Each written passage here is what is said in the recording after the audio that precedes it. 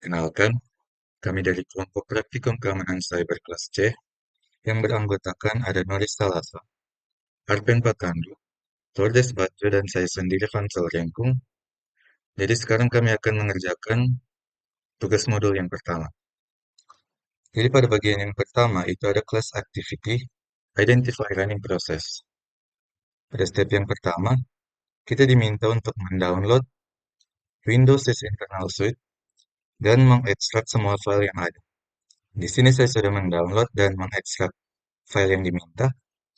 Jadi kita lanjut pada step yang kedua, itu kita diminta untuk membuka folder yang telah kita ekstrak tadi dan membuka tcpview.x.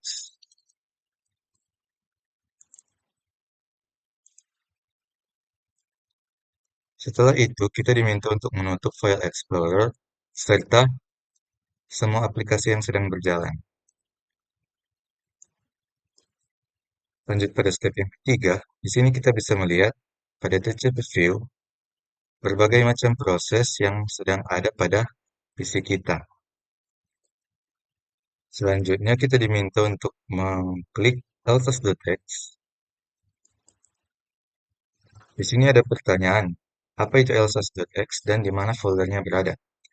Jadi elsas.x ini merupakan singkatan dari Local Security Authority Subsystem Service yang berfungsi untuk autentikasi pengguna serta mengatur hak akses atau security policy. Dan ini dapat ditemukan pada directory c/windows/system32/elsas.x. Setelah itu kita diminta untuk menutup properti Windows ya, dan melihat properti untuk proses yang lain. Di sini saya mencoba misalnya wininit.x. Oke, lanjut pada step yang keempat. Kita diminta untuk membuka web browser seperti misalnya itu Microsoft Edge. Nah, seperti yang kita bisa lihat, setelah kita membuka Microsoft Edge, em, muncul berbagai macam proses Microsoft Edge yang berwarna hijau. Nah, apa itu artinya? Ini menandakan itu suatu koneksi baru saja terbentuk dan berstatus established yang berarti sedang aktif digunakan. Setelah itu kita diminta untuk menutup web browser tadi. Nah, setelah kita menutupnya, proses Microsoft Edge tadi akan berwarna merah yang menandakan koneksinya itu akan segera berakhir atau dihentikan. Selanjutnya kita diminta untuk membuka kembali web browsernya. Setelah itu, kita mencoba untuk research berbagai macam proses yang ada pada TCP/View ini. Nah, misalnya itu seperti yang kita sudah bahas tadi, itu ada elsas.x yang fungsi utamanya itu untuk keamanan dan autentikasi. Lalu selanjutnya itu misalnya ada service.x yang fungsi utamanya itu mengatur layanan atau service. Dan selanjutnya itu misalnya ada wininit.x. Fungsi utamanya itu untuk menginisialisasi sistem saat kita startup laptop kita. Demikian untuk bagian yang pertama. Untuk bagian yang selanjutnya akan dilanjutkan oleh anggota kelompok yang lain. Baik, kita akan memulai di lab yang ke satu, Exploring Processes, Create, Ender, and Window Registry. Step ke satu diminta untuk download Windows Internal Suite. Kita sudah mendownloadnya, kemudian kita membuka dan terus XVX. Kemudian kita mengkliknya. Nah, dapat dilihat di sebelah kanan. Kemudian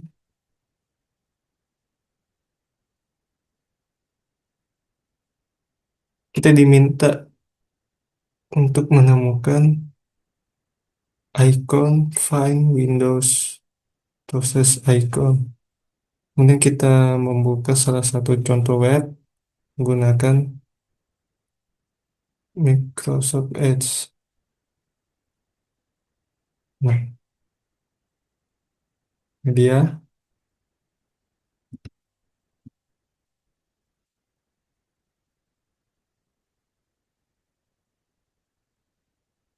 Kita akan memindahkannya ke Microsoft Edge.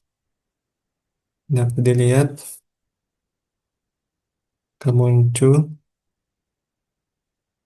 Nah, selanjutnya kita diminta untuk mengklik kanan dan kita klik Keep Process. Dapat dilihat. Lalu di sini ditanya apa yang terjadi ketika web tadi kita kill. Ketika kita melakukan proses di dalam TCP view, jendela dan tab browser Edge langsung tertutup. Hal ini disebabkan proses utama yang menjalankan browser telah dihentikan, sehingga tidak ada lagi proses yang memungkinkan pengguna untuk berinteraksi atau membuat halaman web. Singkatnya, jendela browser langsung tertutup sebab kita menghentikannya dengan paksa.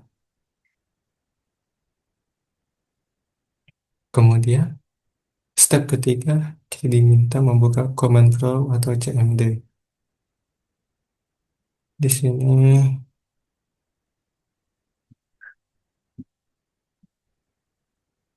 membuka CMD. Nah,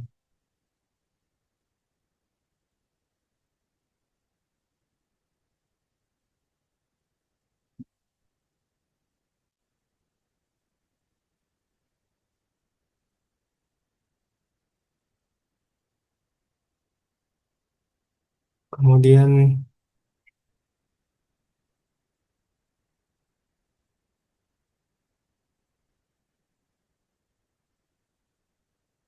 kita melakukan hal yang sama sebelumnya.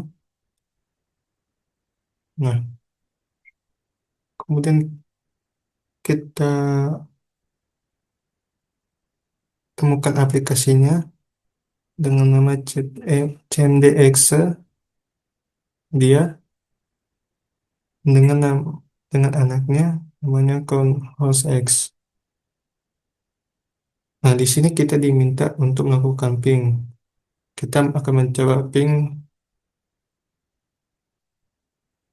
ke Google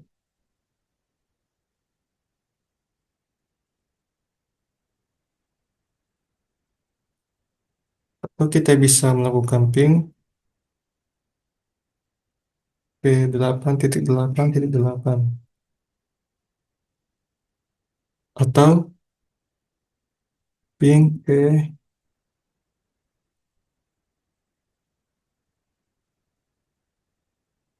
www.microsoft.com.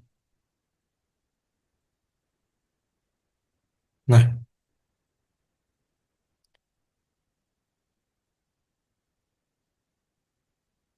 kemudian tadi kita melihat tadi ada proses ping exec. Nah, di sini ada soal apa yang terjadi selama proses ping itu ada. Nah, saat ping berjalan, CMDX tetap aktif dan aktivitas konsol meningkat. Anda biasanya akan melihat proses baru dengan nama ping.exe akan muncul di TCP view. Ping ini berjalan di dalam sesi command prompt dan terus menghasilkan output balasan paket ICMP ke jendela konsol.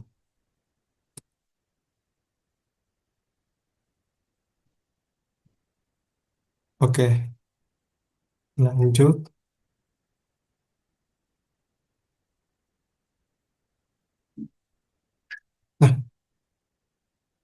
kita diminta klik kanan pada anak proses Conhouse Exe. Nah, di sini kita diminta untuk memilih cek virustotal.com.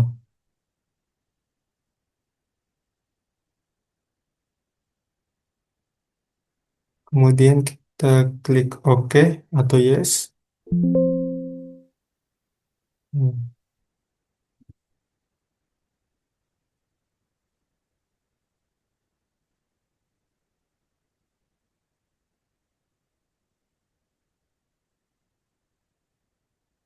Kemudian di sini jumlah total virus yang terdeteksi itu adalah 0 dari 77.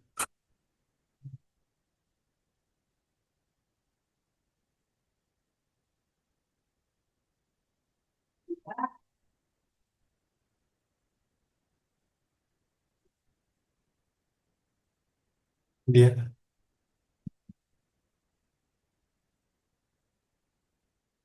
77 aksi.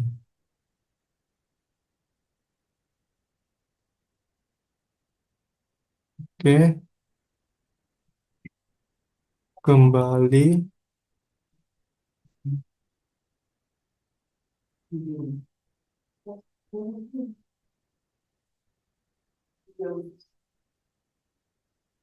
Lanjut, next. Nah, kita diminta untuk klik kanan pada CMDX dan kita melakukan hal yang sama dengan mengklik kill process. Klik kill.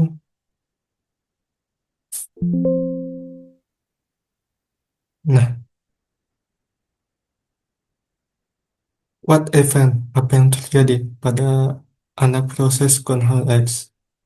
Jadi ketika CMDX di kill, proses anak Control X biasanya akan ikut berhenti atau menghilang. Sebab sesi konsol yang di host sudah tidak punya parent proses yang aktif lagi. Control X memang dipakai untuk aplikasi command line Windows. Oke, lanjut. Kita diminta untuk membuka kembali CMD. Kemudian di dalam file anak Control X kita mengklik kanan. Buka lagi CMD.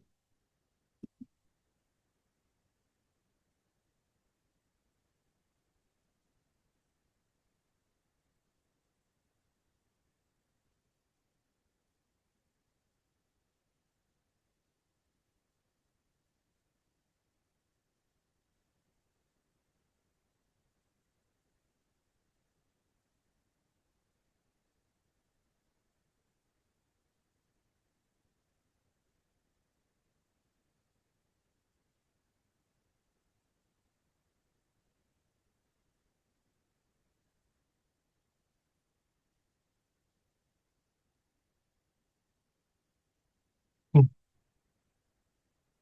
Sini.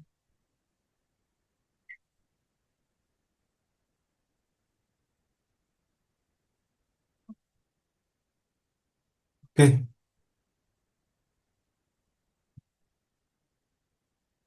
Eh, kita sudah membukanya. Sama seperti langkah-langkah langkah-langkahnya kita di sini diminta untuk menjawab soalnya. Jelaskan detail update states what type of information is available in the property Windows. Baik, di sini biasanya tersedia informasi seperti CPU usage,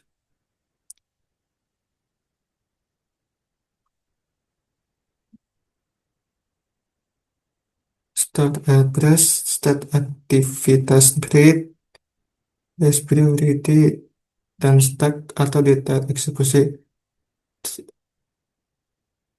yang lainnya.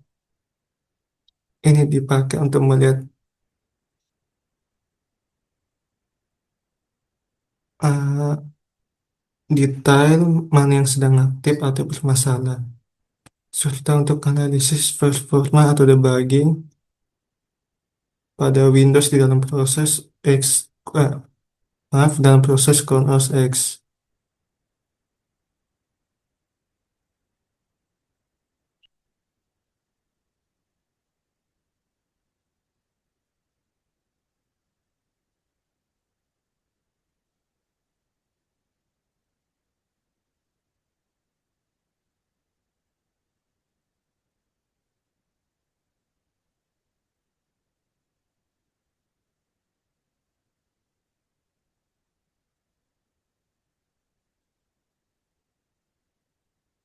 Kemudian lanjut,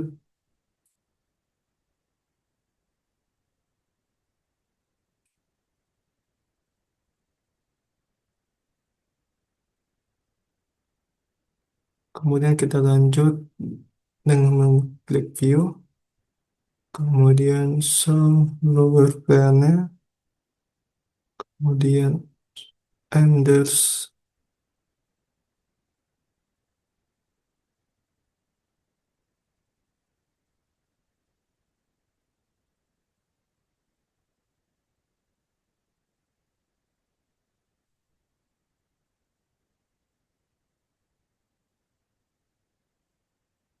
Oke, di sini ada soal jelaskan Enders itu what are the Enders pointing to. Jadi biasanya Enders ini menunjuk ke objek sistem yang sedang dibuka, misalnya file, registry key, event object, dan objek kernel lainnya. Handler ini menghubungkan proses Conhost X dengan berbagai komponen sistem yang diperlukan untuk menjalankan command prompt. Klik View.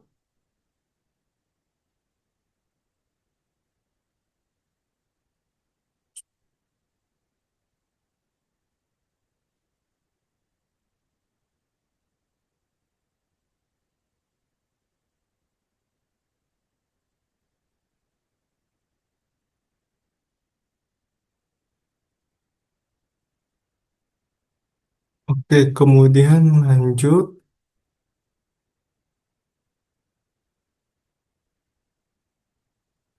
Kita diminta untuk menjelajahi Windows Registry. Di sini kita membuka,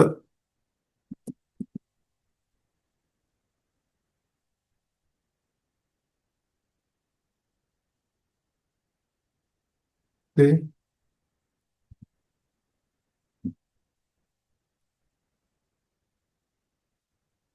jadi,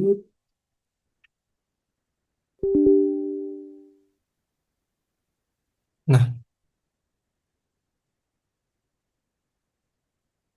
kemudian di dalam registry editor terdapat seperti ini.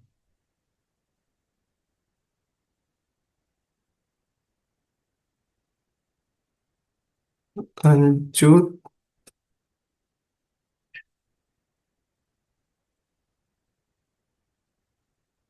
Nah, di sini kita diminta untuk mengklik kanan, mengklik,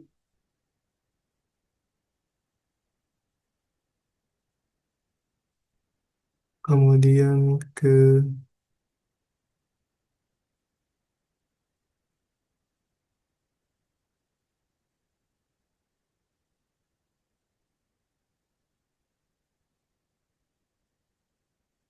nah, software, kemudian ke scene internal, oke, kemudian proses explore. Nah, di sini kita diminta untuk ke bawah menemukan key Euler Ekev Epsilon.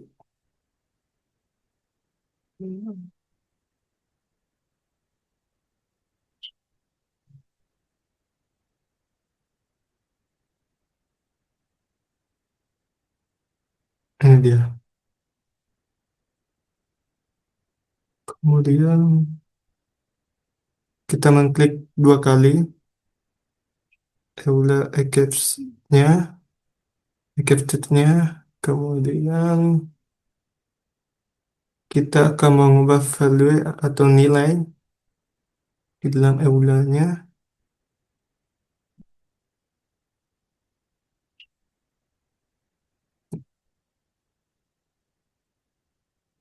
menjadi nol. Kemudian kita klik OK.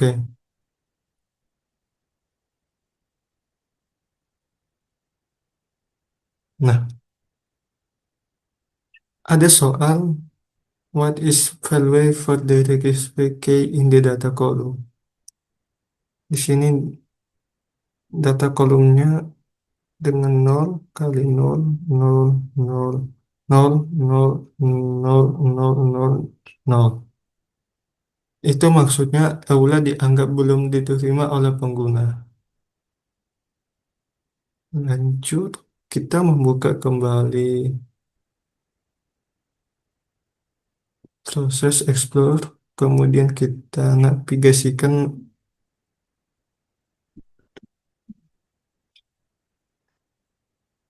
Oke, kita diminta folder di mana kita mendownload sheet internal, kemudian kita membukanya. Oke, kita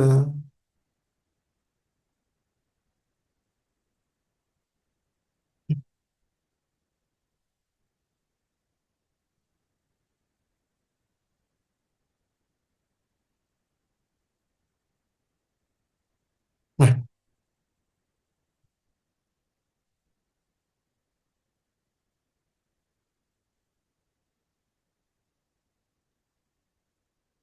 ah, ada soal mengatakan when you open the process explorer, what do you see? Jadi ketika kita membuka kembali, di sini yang muncul adalah lisensi persetujuan. Kenapa bisa terjadi seperti ini? Kita sebelumnya telah mengubah nilai atau K pada Eulernya menjadi nol. Sehingga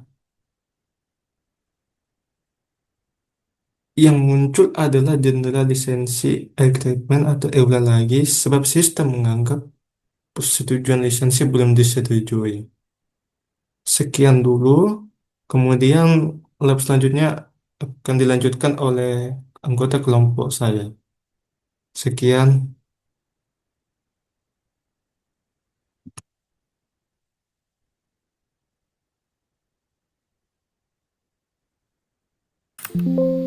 Baik, saya akan melanjutkan untuk bagian part lab create user account. Jadi pertama langsung mulai.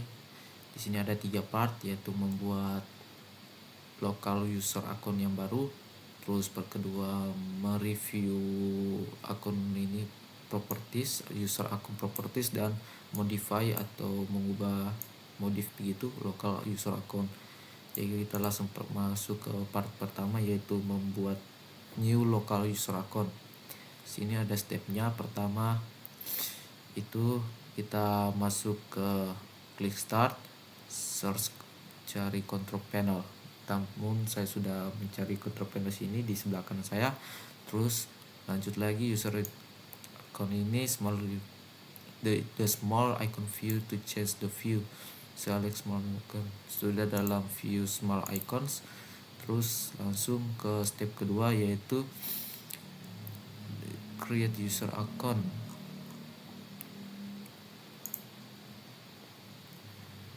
control panel.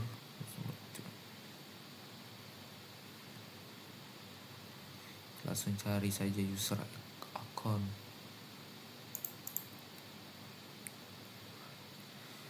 Sudah, langsung ke step kedua. Berikutnya pilih manage another account. Manage another account. Terus ini kita tambahkan user di settingan PC. Step C,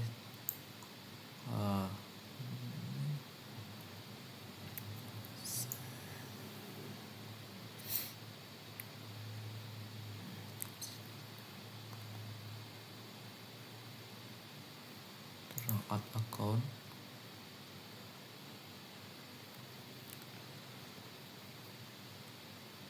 Oke, orang ada have this person site information.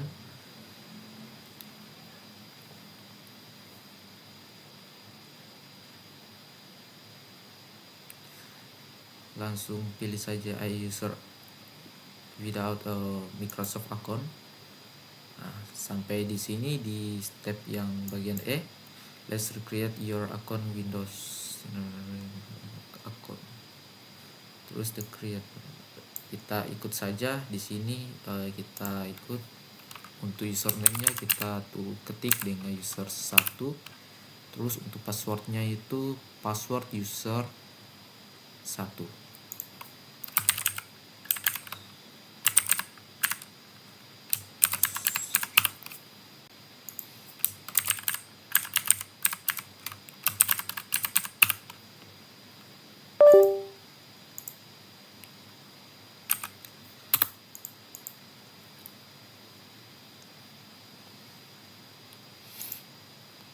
Terus nanti sini ada tambahan.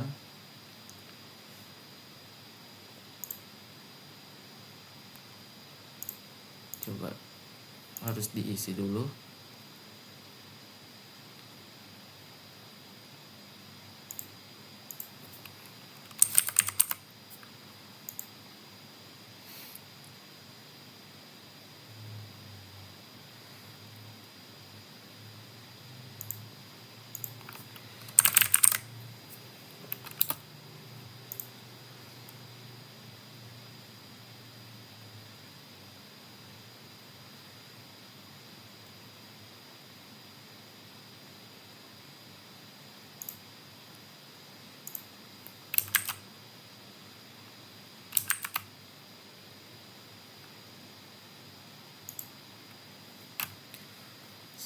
Setelah kita berhasil membuat local account yang baru, nanti langsung di menu setting atau ada users, nanti di sini ada user 1 yang baru saat kita buat. Terus lanjut lagi log enable control akan di should be server pool. Terus kita lanjut lagi di bagian I, navigate to C, buka folder user folder. Kita lanjut sini navigate user folders, right user satu folder in the security tab, description user have full control of this folder. Sini jawabannya itu sistem administrator. Terus ada pertanyaan lagi yaitu open the folder that belong to cyber of user, klik kanan pada folder, terus pilih tab properties, apa yang akan kamu bisa akses, jelaskan.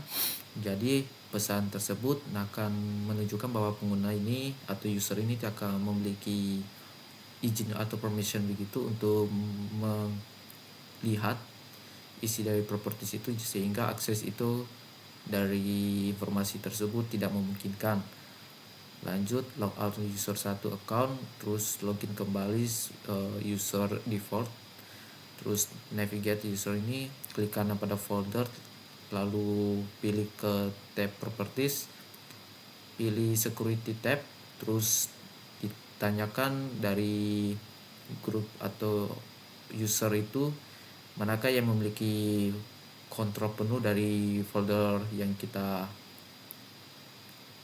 sedang select propertiesnya yaitu sistem administrator. Lanjut kita ke part kedua yaitu reviewing user account properties. Jadi kita mulai dari pertama yaitu klik start, control panel, terus select administrative tools dan select computer management. Kita sudah, terus select local area and groups, klik the user folder.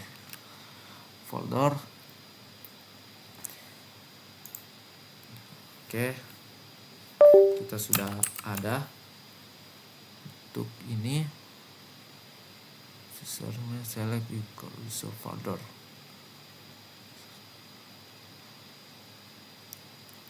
Untuk di computer management di sini tidak terdapat user and groups.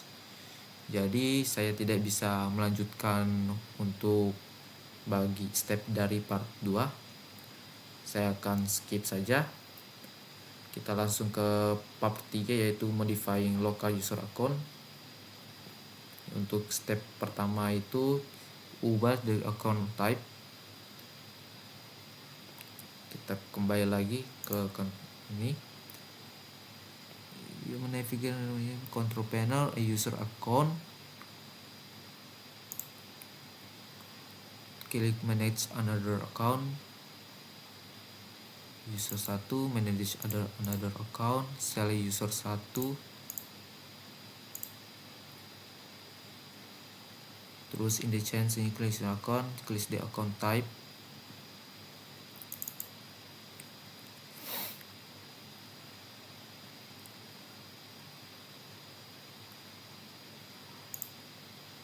Terus ubah ke administrator, change account type. Step langkah D, now the account user 1 yang right. Oke. Jadi untuk user 1 memiliki kontrol penuh dalam sebagai administrator. Terus navigate control panel, administrator, computer manager, klik local user.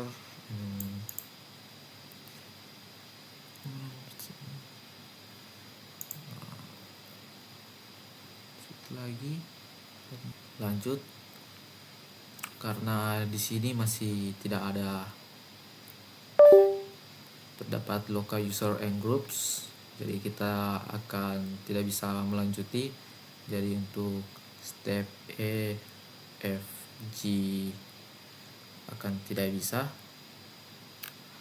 lalu untuk data account tidak bisa. Jadi kita langsung ke bagian reflection. Jadi kenapa pertanyaan pertama yaitu why is important to protect all account with strong password, atau kenapa pentingnya akun harus dilindungi dengan password yang berciri khas kuat, atau untuk kodenya harus kuat, sangat rumit maupun panjang. Untuk penjelasannya yaitu untuk menjaga akun dengan kata sandi yang kuat, penting untuk mencegah peretasan, melindungi data pribadi, dan menghindari akses tidak sah. Kata sandi yang lemah akan mudah ditebak sehingga rentan terhadap serangan brute force atau phishing. Menggunakan kombinasi huruf, angka, simbol, serta menerapkan authentication 2 faktor atau disebut juga two factors account. Two factors authentication dapat meningkatkan keamanan, terutama untuk akun yang berisi informasi finansial dan data sensitif. Terus untuk pertanyaan yang kedua, why will you create a user with standard privilege?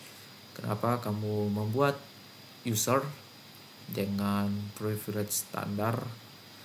Jadi untuk penjelasannya itu untuk membuat pengguna dengan hak akses standar sangat penting untuk meningkatkan keamanan sistem dan membatasi izin yang tersedia. Pengguna standar tidak dapat menginstal perangkat lunak berbahaya, mengubah pengaturan sistem, atau mengakses file penting tanpa izin admin. Ini membantu mencegah serangan malware, kesalahan konfigurasi, dan akses tidak sah, sehingga menjaga stabilitas serta keamanan perangkat, terutama dalam lingkungan kerja atau keluarga. Sekian dari itu. Untuk bagian lab using Windows menggunakan PowerShell akan dijelaskan oleh teman saya Fancel. Sekian dan terima kasih. Sekarang kita masuk pada bagian yang berikutnya, yaitu Lab Using Windows PowerShell. Pertama-tama kita diminta untuk membuka PowerShell,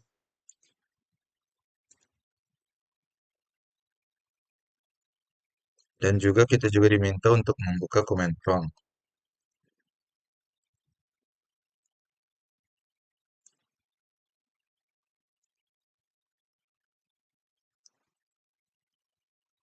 Setelah itu, kita diminta untuk memasukkan prompt dir di kedua Windows.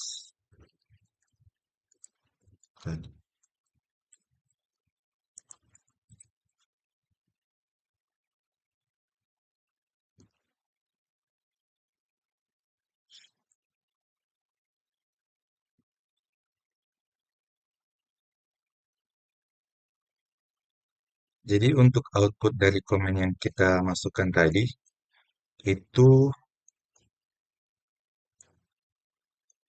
pada intinya keduanya sama-sama menampilkan isi directory kita. Dan selanjutnya kita diminta untuk memasukkan komen yang lain, misalnya itu ada ping,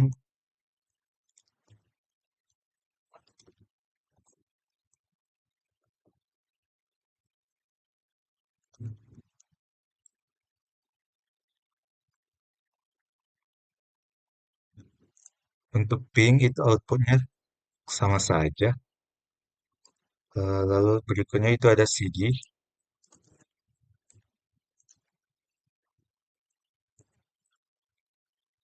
untuk cd juga sama saja. Dan yang terakhir itu ada ipconfig.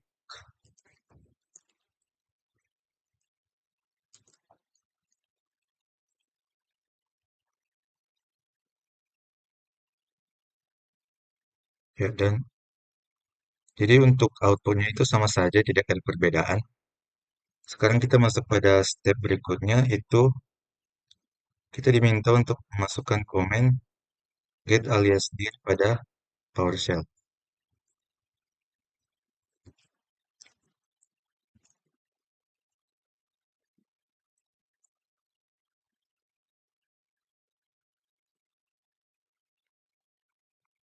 Jadi apa PowerShell comment untuk dir? Itu ada get child item.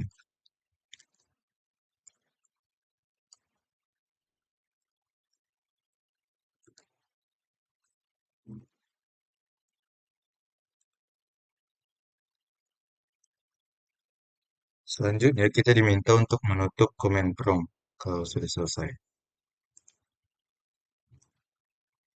Masuk pada step berikutnya, kita diminta untuk memasukkan prompt netstart garis H pada PowerShell.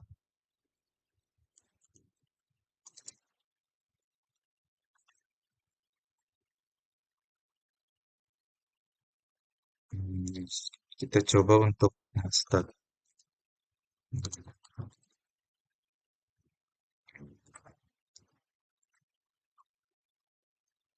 Ya. Selanjutnya kita diminta untuk menampilkan routing table menggunakan prompt netstart garis R.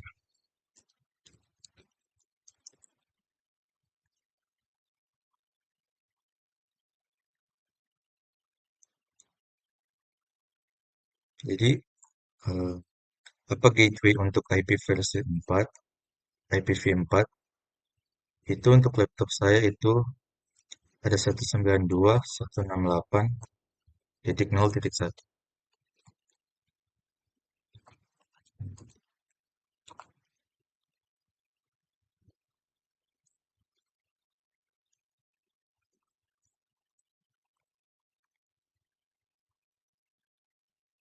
Selanjutnya kita diminta untuk membuka PowerShell yang kedua, tapi kali ini kita akan run as administrator.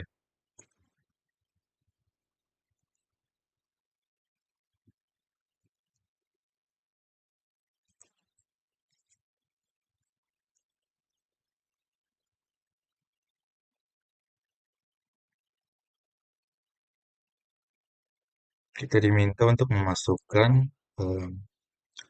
from net start garis admin.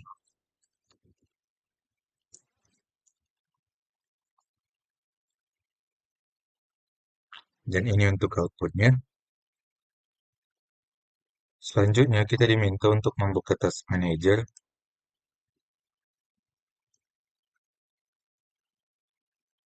Lalu details.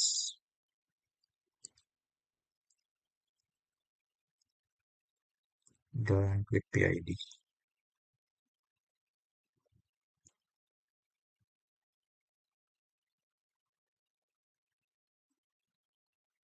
Selanjutnya kita akan mencoba untuk memilih salah satu PID. Misalnya ini saya mencoba untuk svchost.x. Lalu klik property.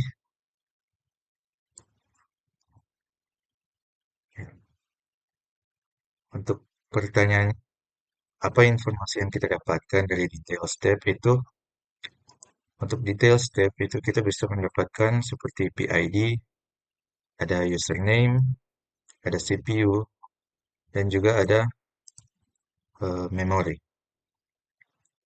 Dan untuk property, kita bisa melihat ada tipe file, ada deskripsi, ada lokasi, size, tanggal pembuatan, tanggal modifikasi, dan juga tanggal akses.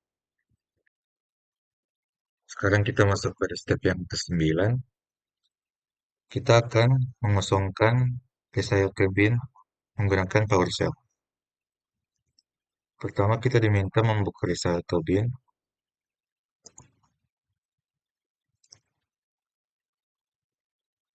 Ya, di sini ada 2 item.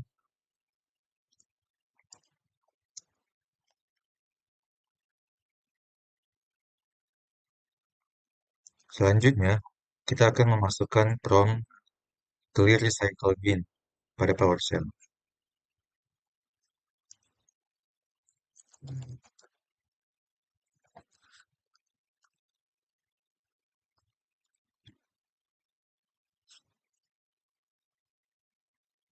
Kita klik yes.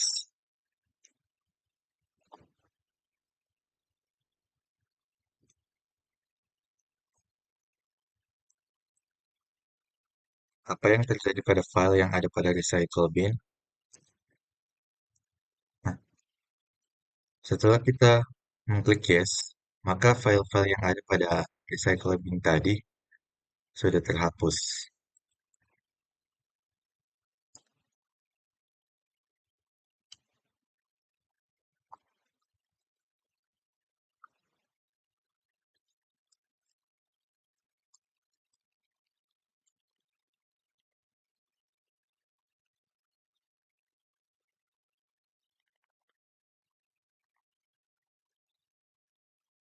Oke, sekarang kita masuk pada refleksi.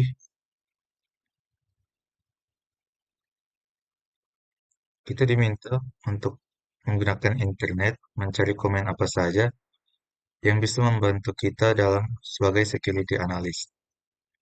Di sini saya mendapatkan ada misalnya get process digunakan untuk melihat semua proses yang sedang berjalan di dalam sistem. Lalu ada get child item yang digunakan untuk melihat isi folder seperti yang kita sudah coba tadi. Dan juga ada get event log digunakan untuk membaca log Windows, terutama log security. Lalu ada get service untuk melihat service yang berjalan di sistem. Ada get help untuk melihat dokumentasi komen. Where object untuk filter data berdasarkan kondisi. Dan juga ada for each object untuk menjalankan aksi ke banyak objek. Demikian untuk lab using Windows PowerShell. Untuk bagian selanjutnya akan dilanjutkan oleh anggota kelompok yang lain. Baik, saya akan menjelaskan untuk bagian lab untuk Windows Task Manager. Terdiri dari 3 part, yaitu pertama part 1 working in the process tab, part 2 working in the service tab, dan last part yaitu working in the performance tab. Jadi untuk backgroundnya di tab mengenai sistem monitor program Jadi ini ada program untuk monitoring yang menyediakan berbagai informasi tentang program-program yang sedang berjalan di dalam suatu komputer, dan juga untuk mengaktifkan termination of process program dan bisa mengubah atau modifikasi prioritas dalam suatu proses. Jadi kita langsung saja untuk part yang pertama, itu working di process step, yaitu pertama open the command prompt web browser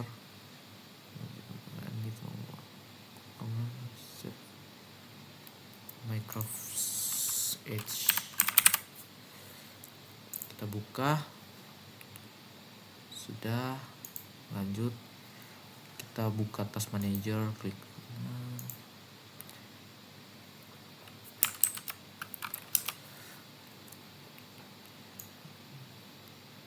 setelah buka task manager, untuk press Ctrl Alt Z in Windows to access Windows. Klik more details to process listed. Oke, lanjut ke ini expand Windows command heading, coordinate system heading. Jadi yang terdapat dalam heading atau bagian utama, tampilan utama di sini, yaitu pertama ada menunjukkan bars name, nama-nama ini aplikasi yang sedang diproses, terus status, bar CPU, memory, disk, dan network atau jaringan. Lanjut angka C, dan kategoris untuk apps, background process, and Windows process. Itu untuk membuka Microsoft Task Manager and Windows Command Processor yang akan menunjukkan figur di atas. Client will untuk proses yang di latar belakangnya akan dieksekusi dalam bentuk background berdasarkan aplikasi yang sedang mereka dieksekusi atau sedang dijalankan. Terus untuk proses dalam suatu Windows, dia akan ditunjukkan dalam suatu figur. Jadi kita harus meng-view melalui dengan cara scroll ke bawah untuk melihat proses yang maksudnya tidak ditampilkan di atas. Jadi kalau misalnya di atas tidak ini, kita harus bisa scroll ke bawah. Terus benar-benar service the run in the background. Oke, proses terasosiasi foreground proses. Contohnya jika kamu membuka command prompt jendela command prompt, terus konsol dari Windows itu akan diproses secara bertahap, dimulai dengan proses session.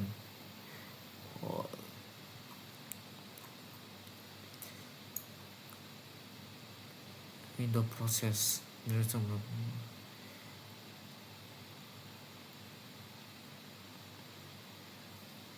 Jadi kalau misalnya kita mengakses, jadi di sini dalam penjelasan ini kita misalnya untuk membuka konsol atau misalnya membuka command prompt. Jadi untuk status dari command prompt itu akan muncul dari dalam kategori Windows process begitu. Terus masuk ke right click console window, select properties, console Windows, select properties,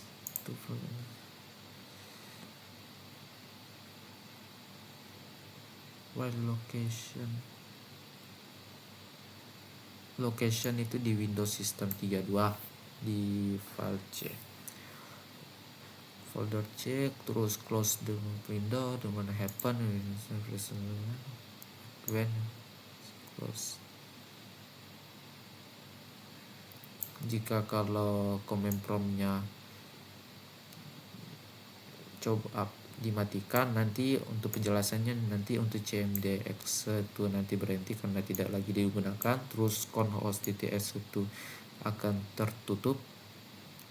Lalu untuk cost action lain juga akan tetap berjalan jika digunakan dalam atau digunakan oleh proses lain. Lanjut untuk step kedua, yaitu untuk klik memori.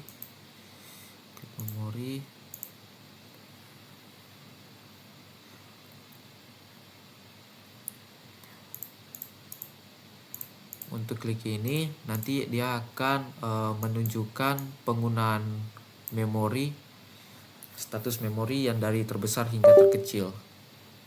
Namun akan diurutkan begitu dalam ascending to descending, dari terbesar hingga terkecil untuk status memorinya yang sedang di execute atau dijalankan. Contoh untuk saya merekam layar laptop saya. Untuk tugas saya itu menggunakan aplikasi OptiPS. Jadi dia yang paling pertama karena sedang dijalankan dan juga yang paling besar penggunaan memorinya. Terus lanjut lagi, step right click memory heading, klik kanan, terus open resource value, memory persen. Jika sebelumnya itu dia masih berupa megabyte begitu, untuk berdasarkan diurutkan, sekarang dia berdasarkan persentase. Jadi sama yang sebelumnya, OBS Studio saya itu yang pengguna memorinya secara besar. Namun di sini kita bisa lebih lanjut untuk mengetahui penggunaan statusnya itu dalam bentuk persentase. Contohnya untuk OBS Studio saya ini, itu menggunakan kapasitas memori itu sebesar 12,6%, kira-kira sekitar begitu. Jadi dia cukup besar di antara aplikasi yang sedang berjalan lainnya. Right, terus memori kolom akan ditampilkan dalam persentase menggunakan memori saat ditampilkan jumlah memori yang digunakan. Oke, kenapa ini sangat berguna? Karena dia berfungsi untuk menampilkan informasi penggunaan RAM, ya betul, dalam memori untuk setiap proses atau aplikasi yang sedang berjalan, sehingga membantu pengguna dalam memantau aplikasi yang mengonsumsi banyak memori, mengidentifikasi penyebab kinerja lambat, serta mengoptimalkan performa sistem yang menutup aplikasi yang tidak perlu. Selain itu, heading ini berguna untuk mendeteksi memory leak, yaitu kondisi yang dimana suatu aplikasi meningkat penggunaan memorinya tanpa batas atau unlimited, yang dapat menyebabkan crash atau performa buruk, bad performance. Dengan memantau penggunaan RAM, pengguna dapat memastikan sistem tetap berjalan lancar, efisien, terutama pada perangkat yang spesifikasi terbatas. Kita lanjut ke step 4, return to task manager. Klik the name heading. Kita klik untuk bar headingnya sini untuk nama, klik tuh. Nah, setelah kita double klik pada Microsoft Edge, apa yang akan terjadi? Dia akan menampilkan penjelasan lanjutan atau daftar subproses yang berjalan di bawahnya, seperti tab yang berbuka, ekstensi atau layanan terkait. Klik kanan Microsoft dan select and task. Coba kita select and task. Oke. Maka proses ini akan dihentikan secara paksa seperti yang ini. Dari tadi kan Microsoft Edge-nya itu saya membuka. Saya coba lagi. Saya sudah membuka Microsoft Edge-nya. Dia di sini muncul lagi. Ketika saya mencoba untuk end task, yang pada di sini akan otomatis terclose otomatis. Ya. Berdasarkan penjelasan, dia akan menyebabkan proses langsung tertutup bersama dengan semua tab dan jendela yang terbuka tanpa peringatan, sehingga data yang belum disimpan bisa hilang.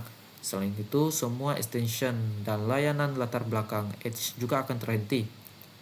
Namun tindakan ini dapat membantu memperbaiki Microsoft Edge yang tidak merespon atau mengalami crash. Dia salah satu jalan atau option untuk jika terdapat crash pada suatu aplikasi. Jadi kita bisa untuk mengeksekusi paksa atau mengakhiri pengerjaannya dalam Task Manager menggunakan melalui fitur End Task.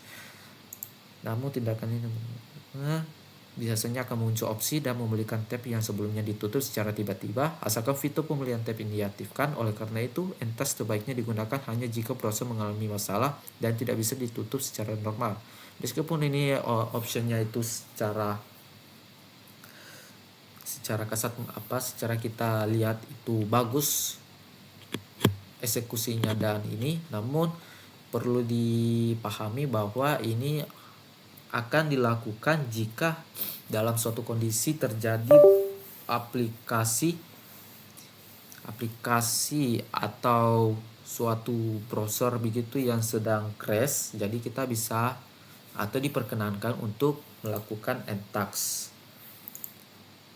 atau menutup semua proses secara paksa.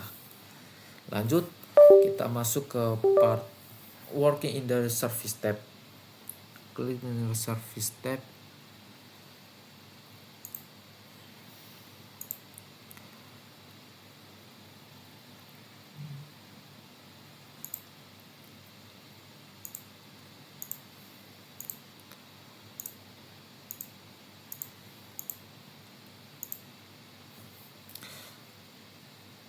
Oke, service tab.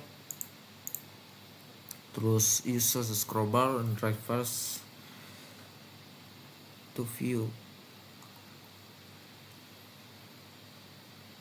Ya, ini untuk di scroll. Terus apa yang status yang dimunculkan?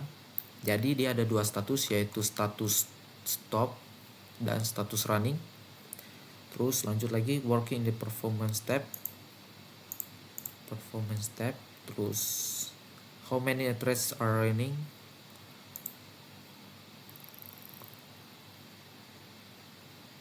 Untuk threads ini dia berdasarkan tergantung pemakaian dan juga akan berubah-ubah seiring dengan waktu. Jadi dia tidak bisa berubah-ubah begitu. Jadi untuk jawaban penjelasan yang kami buat yaitu berubah-ubah tergantung pemakaian.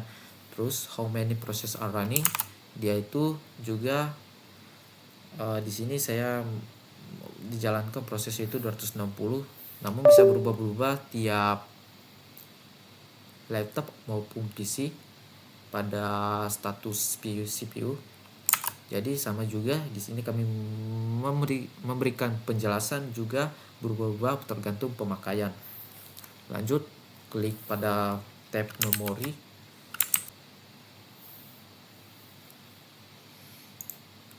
Tab memori di sini performance tab.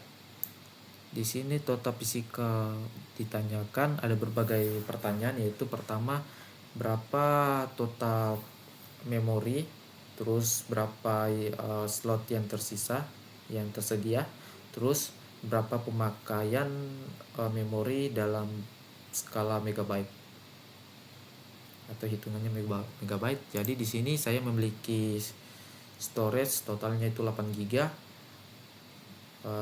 Untuk yang tersedia itu masih ada 1,5 GB. Jadi untuk secara perhitungan untuk total memori terus dikurangi dengan yang telah masih ada tersedia, jadi dia akan sama dengan adalah total penggunaan memori saat ini yang telah sedang dipakai, yaitu sekitar 8 ini dia jadi 6,4 atau 6400. Dia sama sini 8000, terus tadi 1100 MB. Terus untuk fisikalnya itu 6900. Lanjut step ketiga, klik pada internet. Namun karena saya tidak terhubung dengan internet, jadi saya menggunakan sebagai wifi. Terus di sini ada berbagai pertanyaan, ada 2 pertanyaan, yaitu what is the link speed. Untuk link speed saya itu dia berubah-berubah dari bisa 0 ini yang tidak memiliki jaringan, terus ada jaringan dalam skala ya 64 kbps kilobyte, dia berubah-berubah. Jadi kami memiliki jawaban atau penjelasan itu berubah-ubah tergantung pemakaian. Terus untuk apa IP versi 4 alamat ini, jadi untuk IP versi 4 yang saya punya dari jaringan wifi saya yaitu 192.168.57.66. Step keempat, klik open resource monitor tool.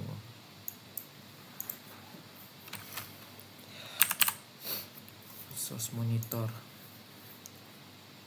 Jadi untuk resource monitor ini dia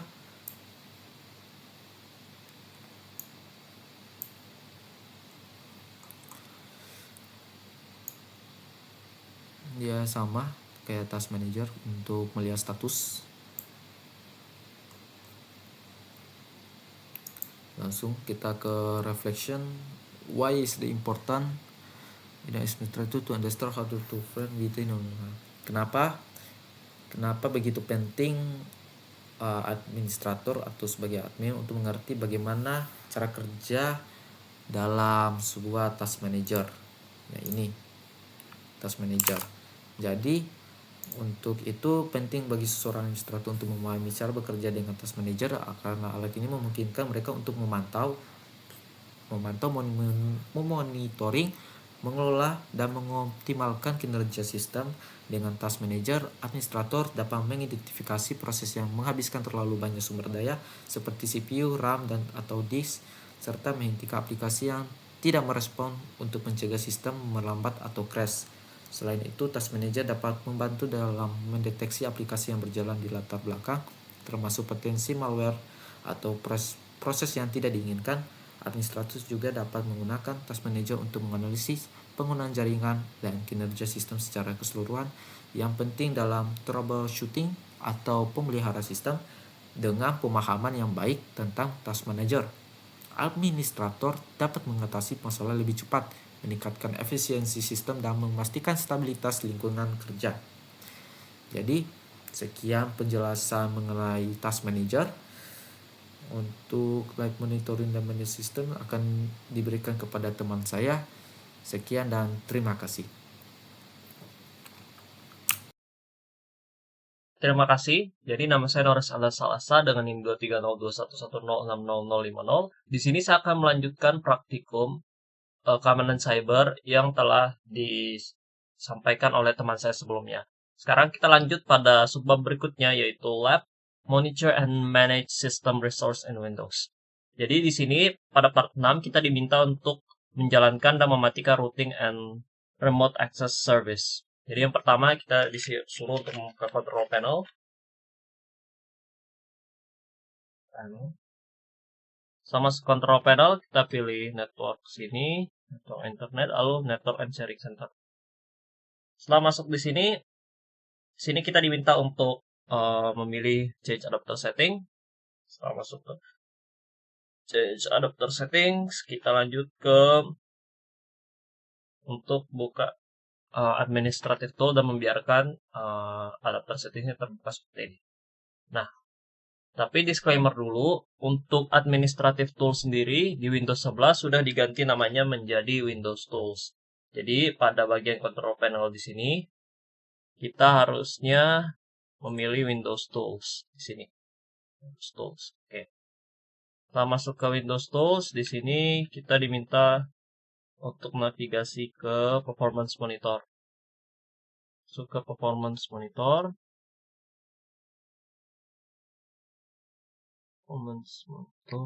Ini Performance Monitor.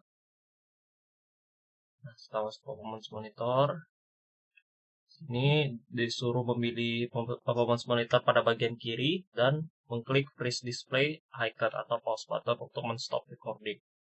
Di sini kita pilih kiri, kemudian kita freeze. Nah, setelah kita freeze seperti ini, dia suruh meminta kita untuk klik kanan, kemudian clear. Kita klik kanan, kemudian clear.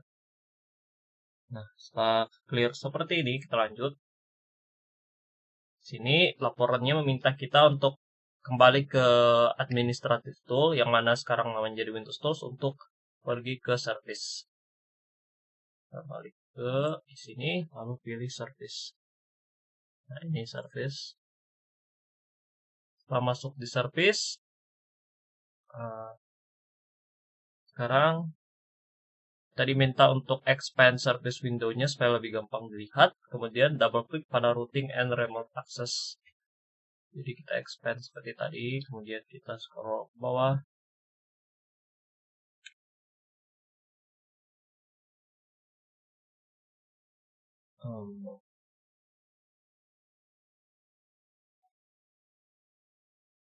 Yang kita pilih routing and remote access. Routing and remote access. Nah, itu kita double klik di sini. Setelah double klik seperti ini, kita lanjut untuk mengganti startup type-nya menjadi manual. Jadi kita akan ganti startup type-nya jadi manual. Lalu kita pilih apply. Nah, di sini tombol start-nya akan menyala, dan di sini laporannya meminta kita untuk tidak menekan tombol start terlebih dahulu.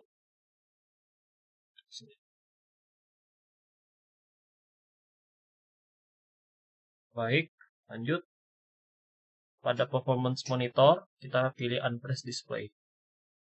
Pilih unpress display, ini kita unpress. Nah, setelah melakukan unpress display, di sini kita kembali ke routing and remote access property, kemudian kita start. Setelah selesai menekan tombol start, maka di sini tombol stop akan menyala dan kita biarkan saja. Kemudian kita lanjut ke network connection window dan mengamati apa yang akan terjadi. Nah, dapat dilihat pada window baru ini di network connection muncul koneksi baru. Jadi di sini pada laporan, di sini ada pertanyaan apa yang berubah ketika kita menyalakan routing dan remote access. Di sini saya menjawab, setelah layanan routing dan remote access itu dijalankan dan ketika network connection window-nya di-refresh, maka di sini akan menunjukkan adanya penambahan koneksi jaringan baru berupa koneksi virtual. Jadi koneksi ini itu umumnya muncul dalam bentuk koneksi remote access seperti VPN atau layanan jaringan lainnya yang secara otomatis dibuat dan dilakukan oleh layanan routing dan remote access sebagai bagian dari proses konfigurasi jaringan berbasis server. Nah, di sini kita lanjut saja navigate to routing and remote access property dan mengklik tombol stop. Stop.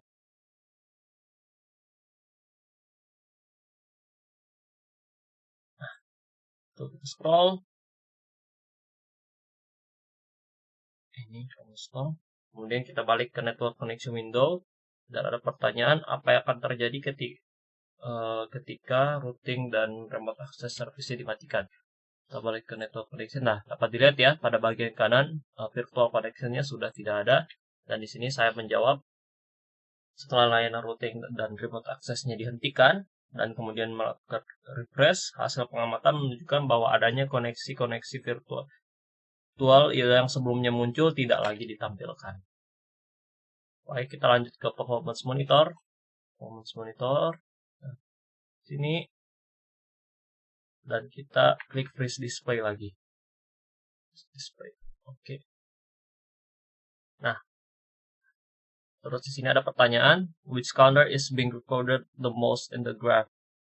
Look at the graph color and the counter color. Jadi kita lihat ke bawah.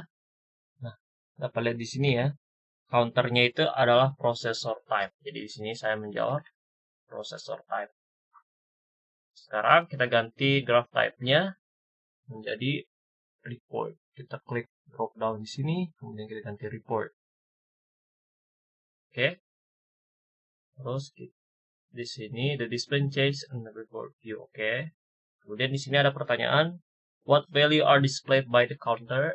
Di sini dapat dilihat counternya itu menunjukkan display angka berikut 14157.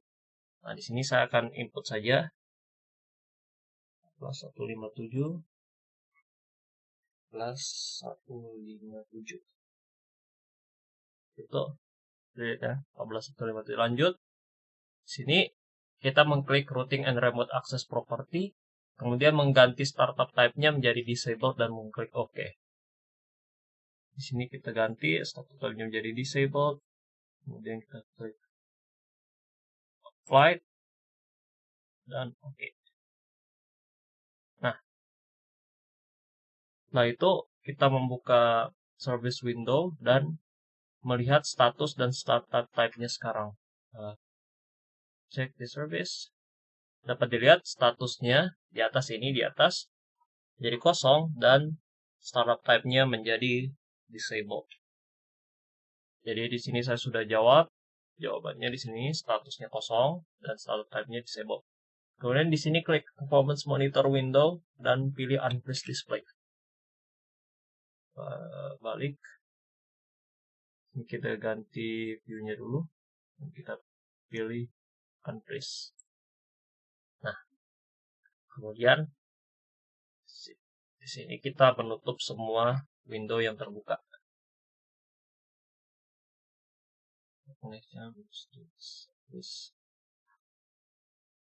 Baik, untuk part ini telah selesai.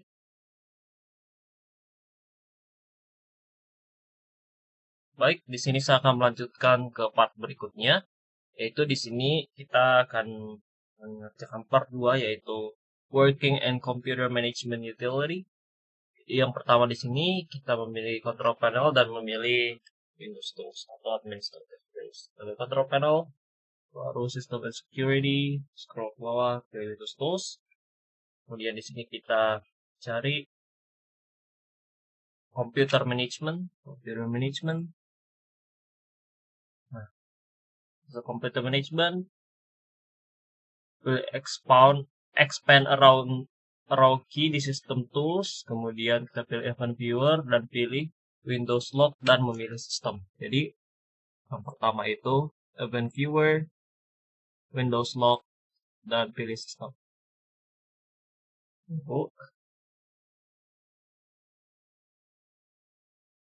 Nah,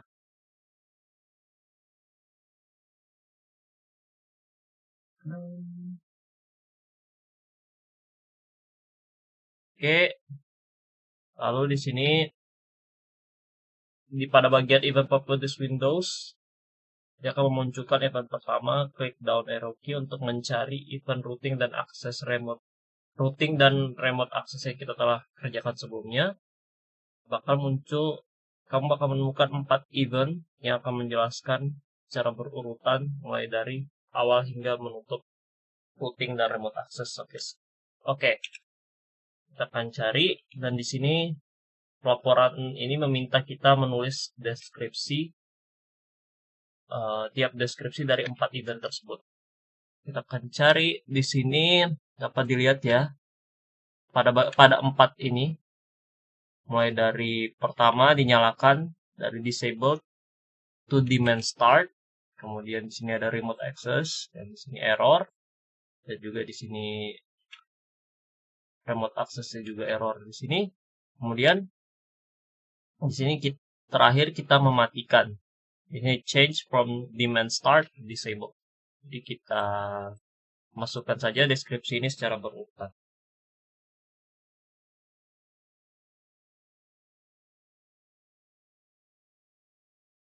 Pertama di sini.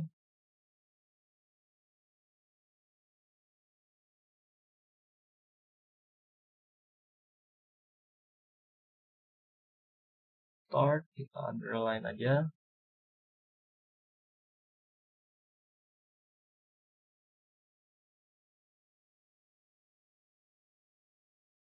Kita ganti di sini error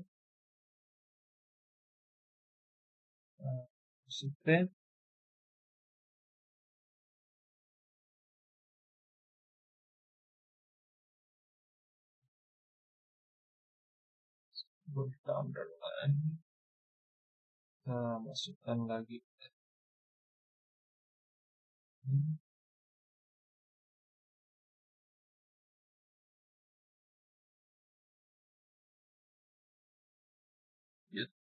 Ini skip and access remote cam ini, kita pilih lagi, kemudian kita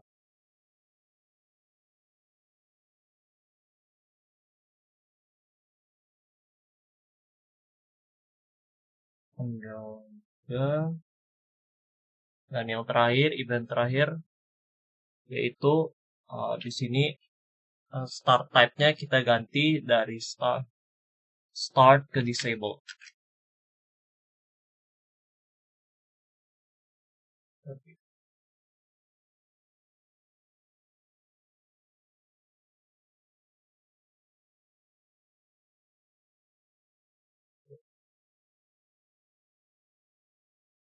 Nah, close all the open windows.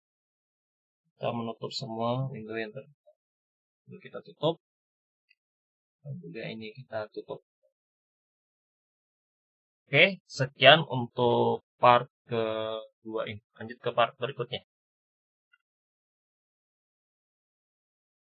Baik, di sini kita akan lanjut ke part berikutnya, yaitu configuring administrative tool. Jadi di sini, for the rest of this lab, you will configure advanced administrative tool feature and monitor how this affects. Jadi di sini kita akan tes dan mengkonfigurasi Windows Tools, fitur-fitur di Windows Tools, dan monitor bagaimana ini bisa berpengaruh pada komputer. Nah, jadi langkah pertama yang harus dilakukan yaitu membuka control panel dan membuka Windows Tools dan memilih performance monitor. Lalu di sini kita akan membuat data collector. Ya. Oke, jadi langsung saja control panel, lalu system security, baru Windows Tools. Lalu di sini cari computer management, baru expand.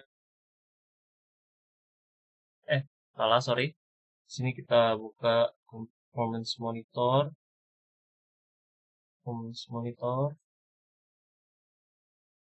Lalu dia minta kita untuk mengexpand data collector set ini. Kemudian kita scroll, di sini ada user define, kita expand lagi, kita klik. Nah, lalu select new dan data collector set. Klik kanan, select new data collector set. Nah, di sini kita scroll, kemudian kita pilih create manually advance, next, kemudian kita klik ini. Nah, ini diklik, klik performance counter box. Nah, itu sudah.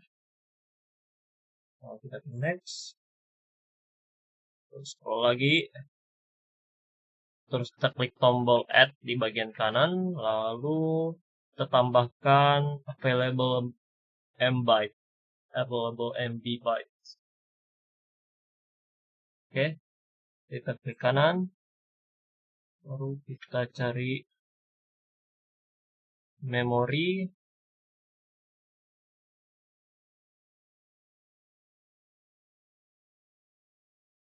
Memori ini kita expand aja. Kemudian cari available byte.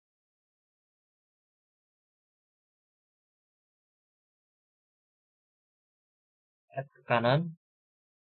Nah, setelah di kanan seperti ini, di sini dia minta kita milih oke.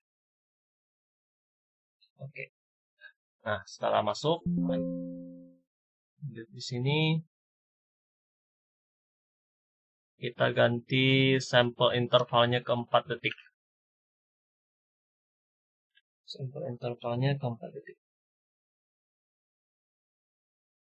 Lalu di sini kita pilih root directory-nya. Untuk root directory-nya di sini dia minta kita untuk pilih browse, lalu di local disk C, kemudian di perf logs. browse, still per blocks, cari per blocks di sini, nah ini dia. Oke, sudah, baru kita finish. Udah ya. Oke, lanjut di sini.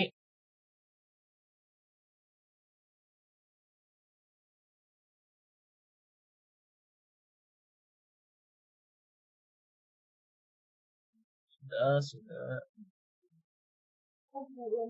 Lalu kita pilih expand user define, pilih select memory lock, lalu klik kanan data, pilih right click data collection 1, baru pilih properties.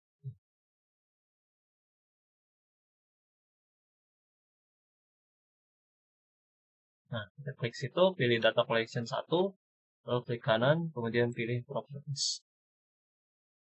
Lalu di sini dia minta kita untuk log formatnya kita ganti jadi comma separated, dan klik tombol file ya. Kita pilih di sini binary comma separated. Nah, lalu klik tab file. Lalu di sini ada pertanyaan, what is the full path name of to the example file? Jadi ini full path-nya. Yang kita copy aja.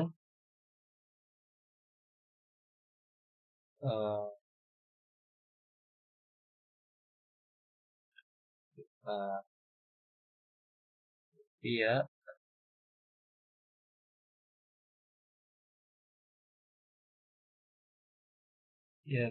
EFLSD 89. Jadi mungkin saya akan pause videonya untuk ketik di pelaporan.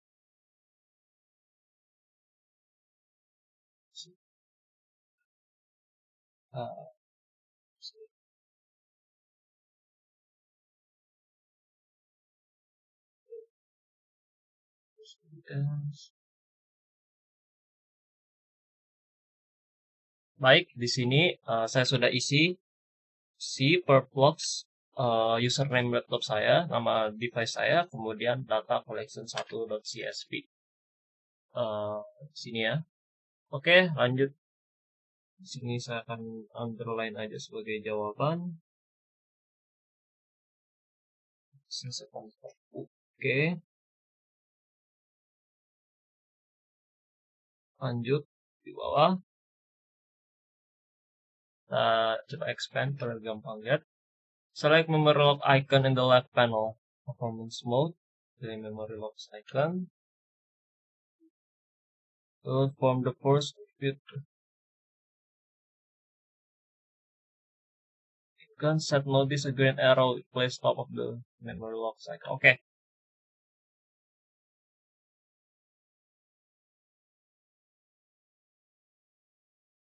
Oke, jadi sekarang kita langsung close saja.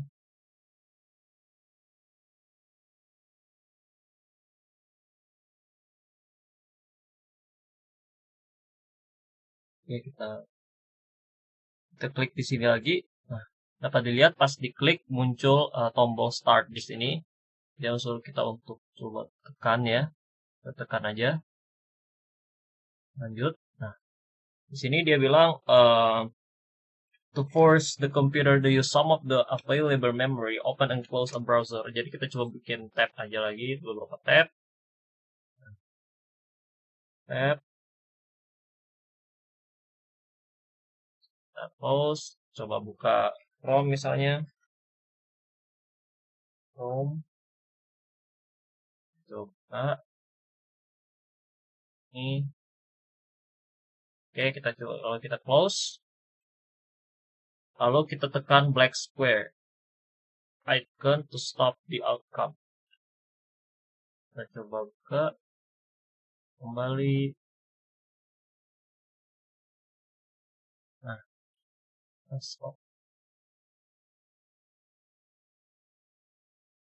To stop the collection dataset.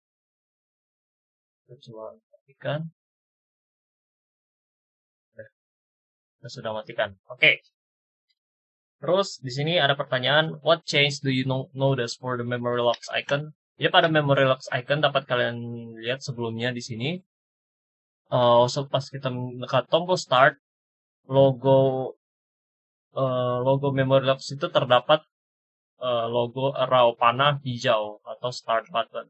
Nah, di sini saya juga sudah tulis. Namun karena tadi saya stop, makanya logo arrow-nya hilang. Nah, ini makanya saya tulis ini, saat menekan green arrow start, icon memory logs akan memiliki tanda panah hijau di atasnya yang menandakan bahwa proses data collection sedang berjalan. Lanjut, berikutnya yaitu kita masuk ke file manager di sini, lalu mencari Verbbox. Oke, nah kita masuk saja ke file explorer, part, computer,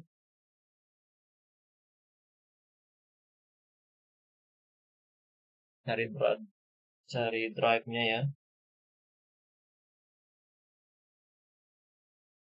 Drive-nya coba buka drive Verbbox. Kita save aja. Nah, di sini ada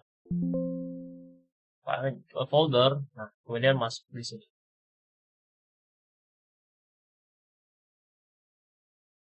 Folder open it, double click data collection file. If prompted, click continue permit access to the folder. Oke. Kita diminta untuk buka menggunakan notepad aja. Misalnya saya akan menggunakan notepad.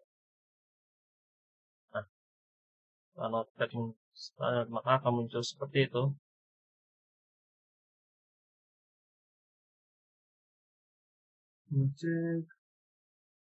Nah, baik.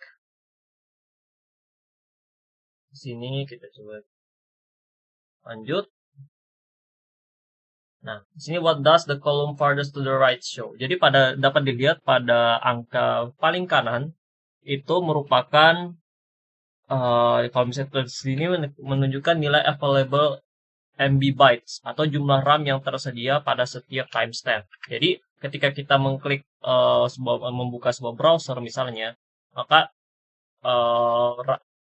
memori itu akan termakan dan dikurangi dengan memori pada device kita saat ini. Lalu akan ditampilkan pada log seperti ini. Kira-kira seperti itu. Kemudian kita tutup aja semuanya. Lanjut.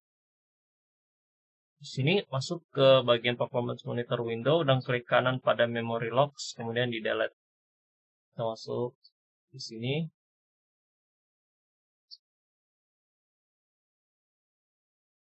Klik kanan. Kemudian kita delete. Oke. Di sini juga confirm delete, open, kemudian masuk lagi ke drive tadi, kemudian kita right click pada folder yang dibuat, kemudian kita hapus. Oke. Jadi kita balik ke sini, kemudian kita hapus. Nah, selesai. Maka untuk subbab dari praktikum ini yaitu pada bagian atas ini salah satu partnya yaitu configuring administrative tools telah selesai. Terima kasih. Jadi balik lagi, nama saya Norris Eldon Salasa dengan NIM 23021106050. Sekian dari kelompok kami, terima kasih.